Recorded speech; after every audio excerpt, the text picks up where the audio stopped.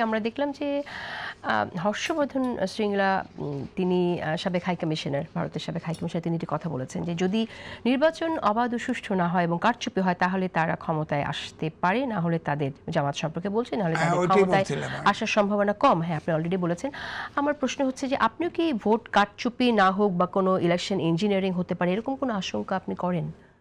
শতভাগ, কারণ পুরো ভোটটা এখন আস্তে আস্তে গোলমেলের দিকে চলে যাবে এবং অনেক আগে থেকে খুব বেশ পরিকল্পিত এই পোস্টাল ভোটটাই তো মানে মানুষের চোখ খুলে দিল।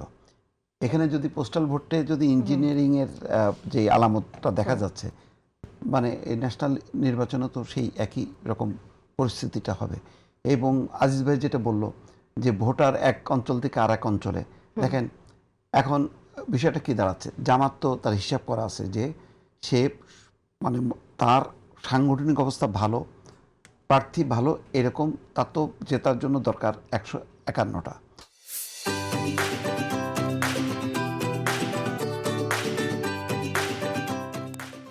সারা দেশের অন্য অন্য জায়গার থেকে তার দরকার নেই। এরকম সিট ওয়াইজ যদি ভোটার যদি ট্রান্সফার করে নিয়ে চলে আসে তাহলে তো তাদের এটা, আর তার সাথে পোস্টাল ব্যালট যুক্ত হলে মানে খুব একটা সমস্যা হবে না।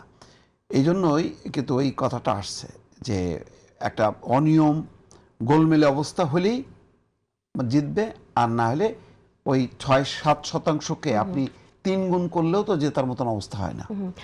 সেরকমই যদি হয় 2008 নিয়েও আমাদের এরকম আলোচনা আছে, আমরা অভিযোগ আছে যে 2008এও এরকম ইলেকশন ইঞ্জিনিয়ারিং হয়েছিল।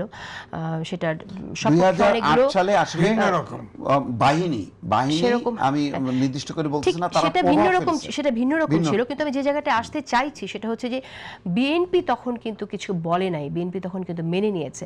এবার যদি কেউ ইলেকশন ইঞ্জিনিয়ারিং করে তাহলে আপনার কি মনে হয় পরিস্থিতি কিরকম হতে পারে? খুবই খারাপ হবে, পরিস্থিতি খুবই মানে ঘোলাটে হবে। এবং সম্ভবত কেউ চায় যে ঘোলাটে হলেই মানে মানে তারা তাদের অবস্থানটা ভালো থাকবে এবং তারা মানে এখন যে অবস্থায় আছে সেই অবস্থাটা চলমান থাকবে।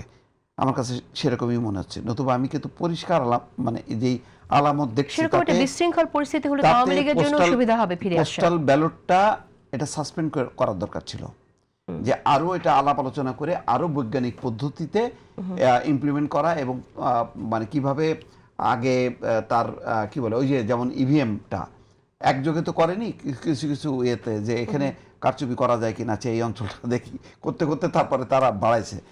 এইটার দরকার ছিল একটা সঠিক ব্যবহারটার প্রাথমিকভাবে আস্তে আস্তে স্টেপ বাই স্টেপ এগোনো।